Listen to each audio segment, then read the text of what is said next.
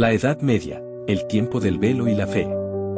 Tras el ocaso de Roma, cuando las águilas imperiales cayeron y el mundo antiguo fue consumido por el polvo de su propia gloria, comenzó una nueva era, velada por la incertidumbre y guiada por la luz titilante de la fe. Era el alba de la Media Aetas, la Edad Media, un tiempo donde el espíritu humano, desgarrado entre la desesperanza y el anhelo, buscó su refugio en lo eterno. Europa, rota en fragmentos por invasiones y conflictos, parecía una tierra sembrada de ruinas. Sobre estas cenizas, el cristianismo emergió no solo como religión, sino como ordenadora de toda vida social, política y cultural. La Iglesia, como madre vigilante y severa, tomó en sus manos el destino de las almas y los reinos. Sus abadías se convirtieron en faros de saber en un océano de barbarie, copiando manuscritos, rezando por el mundo y trazando los mapas de la salvación. En este mundo, la teología no era una disciplina aislada, era el corazón del conocimiento. Todo saber, desde la medicina hasta la astronomía, debía primero rendir pleitesía a Dios. Santo Tomás de Aquino, figura resplandeciente de este firmamento, tejió con su Summa Theologiae la síntesis magnífica entre razón y fe, mostrando que la luz natural del entendimiento podía, aunque pálidamente, reflejar la luz increada. Mientras tanto, los hombres vestían corazas no solo contra el hierro del enemigo, sino contra las dudas de su propia alma. La caballería surgió, no simplemente como arte de guerra, sino como ideal espiritual. El caballero debía ser espejo de Cristo, defender al débil, mantener la palabra dada y combatir no solo dragones y moros, sino sus propias pasiones. El tejido narrativo de la época se bordaba con gestas heroicas y hagiografías sublimes. Las leyendas de Arturo y los caballeros de la tabla redonda, las sagas germánicas y las vidas de santos mártires nutrían la imaginación popular, convirtiendo la historia en un espejo de la batalla eterna entre el bien y el mal. No fue, sin embargo, una edad uniforme ni inmóvil. Bajo las piedras de sus catedrales góticas y las melodías de los trovadores, se gestaban cambios profundos, el renacer de las ciudades, el surgimiento de universidades como París y Bolonia, los primeros atisbos de una ciencia aún tímida, pero rebelde. Era como si, en el útero oscuro del tiempo medieval, ya se gestara el alumbramiento de la modernidad. Pero todo esto ocurrió bajo el signo de la trascendencia. Para el hombre medieval, la vida no era un fin en sí mismo, sino una travesía breve y peligrosa hacia la eternidad. Los muros de las iglesias, cubiertos de frescos del juicio final, recordaban a todos que el reino de Dios no era de este mundo. Un ejemplo de cómo vivía una persona en la Edad Media.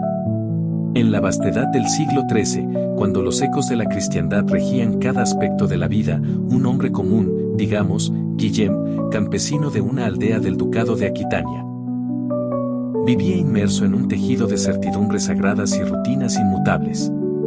Guillem despertaba al alba, cuando las campanas de la iglesia, interpretadas como la voz misma de Dios, tañían sobre los campos cubiertos de bruma.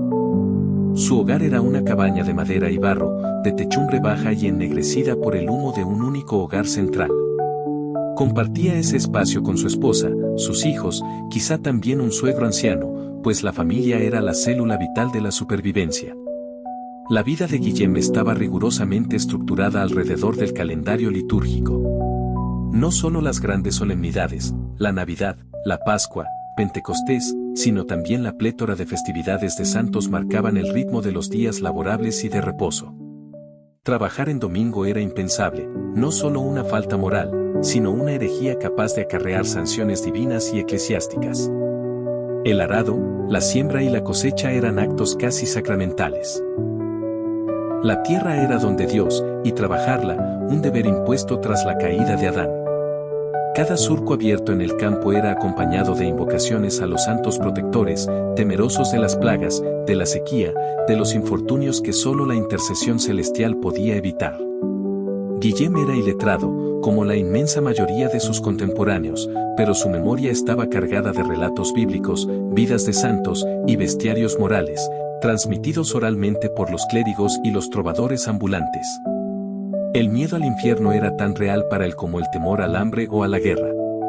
Sabía que la existencia era una prueba, un tránsito breve y doloroso hacia la vida eterna, donde las almas eran pesadas y juzgadas con un rigor inapelable. En su aldea, la iglesia no era solo el lugar del culto, sino también el centro de toda actividad comunitaria. Se proclamaban edictos, se organizaban mercados, se administraba la justicia menor bajo la mirada del cura, que ejercía autoridad espiritual y práctica. El mismo sacerdote era una figura ambivalente, mediador entre Dios y los hombres, pero también una persona cercana, a veces ignorante o corrupta, reflejo de la humanidad caída. Cada noche, antes de cerrar los ojos bajo la oscuridad insondable, pues la luz era un bien escaso, Guillem musitaba oraciones aprendidas de memoria, rogando por su salvación, por el perdón de sus pecados y la protección de su familia. La muerte era una certeza cotidiana, por peste, por hambre, por guerra, y así, la esperanza no residía tanto en prolongar la vida terrenal como en asegurarse un lugar en el paraíso prometido. Así transcurría la existencia de un hombre medieval, humilde, temeroso, impregnado de fe, sometido al orden natural y divino que le confería sentido a cada momento de su breve y arduo paso por la tierra. Así transcurrió la Edad Media, entre sombras y fulgores, entre peste y resurrección, hasta que un día, los astros del pensamiento comenzaron a moverse de nuevo, los antiguos textos griegos volvieron a iluminar las mentes, y el hombre empezó a mirar no solo al cielo, sino también a la tierra.